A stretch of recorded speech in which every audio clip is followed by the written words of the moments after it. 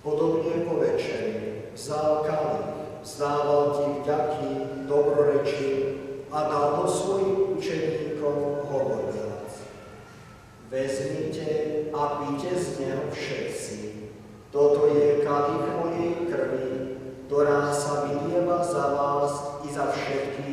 na odpustenie hriechov.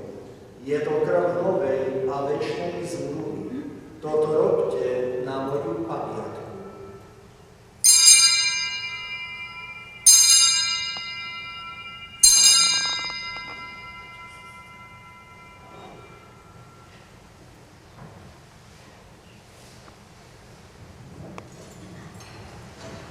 Hľadajúc svoje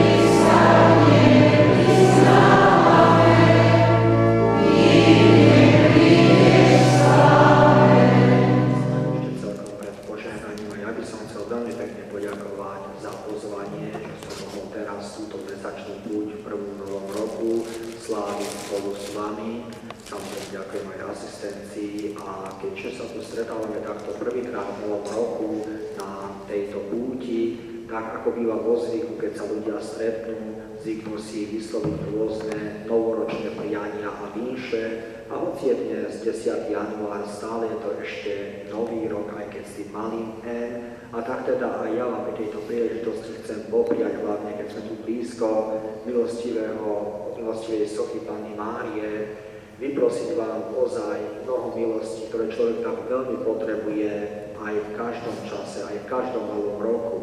A tak ako v tom Betleheme, ktorý som spomenul, sa nedá oddeliť postava Panny Márie od postavy Pána Ježiša, tak to vlastne je aj v našom živote.